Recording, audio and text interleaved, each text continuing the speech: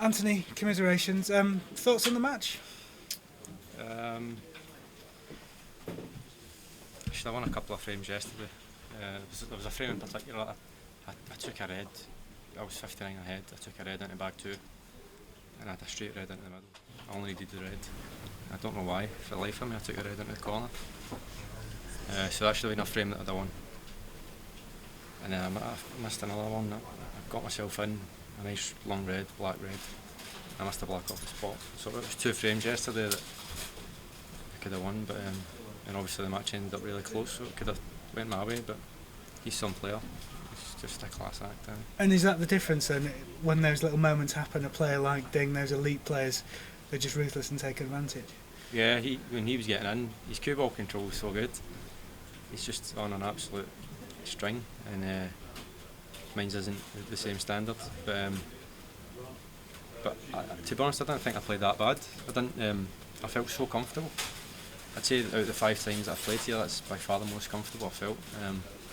Really enjoyed it. But he's just a little bit better. And that comfort and that enjoyment, was that down to anything in particular? No, I don't know. It just the last couple of years I lost to heavy here, 1 year to Steve Maguire. I just could not settle, and then last year Ding beat me heavy. Same again, sometimes like the lights and the venue, and you just can't see the shots.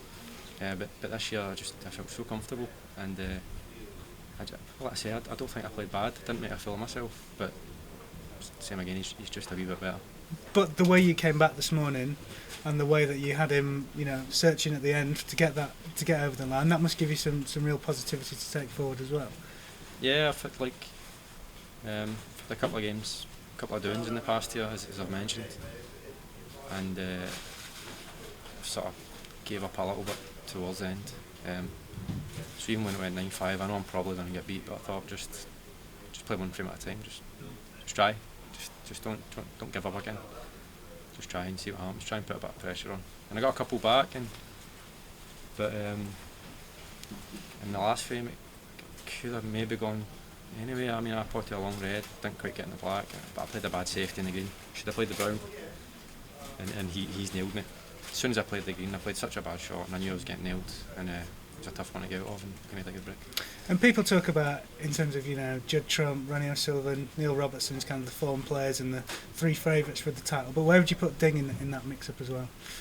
No, I put Ding right there. Ding for me is a funny player because for a top player, he seems to get some odd results. Like some people beat him, you think, how the hell are they beating him? Like seeing him up close, that's 2 years in a row. He's got so much class. He's in as good a chances, And just in terms of you now going forward, there's a break now for the end of the season. Do you take a break over the summer, or are you straight back into practice? What are your plans? No, I'm going to have a break. I've got a holiday booked, so I'm going to go away on holiday, and then I'm really excited for next season. Cause I feel like my results this year have been so bad, but I feel like my game's really starting to get there. That's just a tough draw, do you know what I mean? But I'm only a few shots away from playing really good. And you've mentioned, I know, in the qualifiers, practicing with Stephen and with John as well. How much do you think that's going to really push you all forward, but particularly yourself? Yeah, I think it will.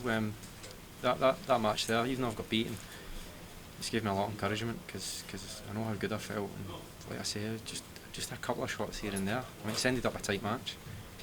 It was just a couple of shots away from beating, and not beating an off-form Ding. I thought Ding played really well, and to think that I was fractions away from really getting close there. So.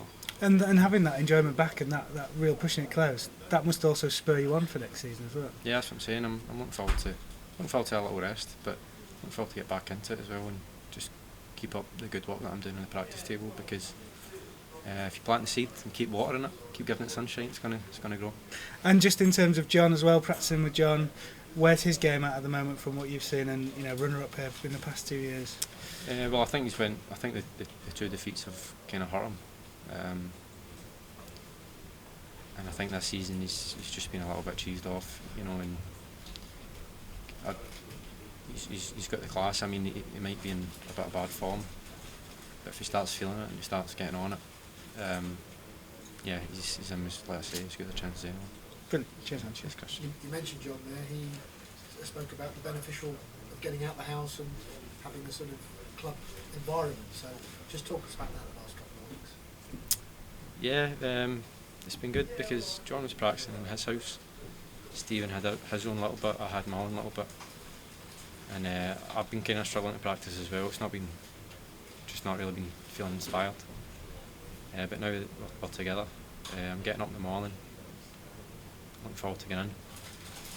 Practicing as many hours as I've ever practiced probably. And like I say, John and Stephen, they'll be buzzed up about it as well. So it's only been a month. I would say, like I said the other day to someone, give it 6 months and I'm looking forward to maybe my progression, but I think John and Stephen, they're inches away from winning big tournaments. So. Do you think John can make that difference? He's been beaten in the final twice in a row. Oh, he's been beaten in the final the last 2 years and he doesn't even practice and he's made the final. Do you know what I mean? That's how good he is. So if he starts getting the buzz back and knuckling down, everybody else better watch out. In fact, it's a bad move for me because it rules out my chances of winning tournaments.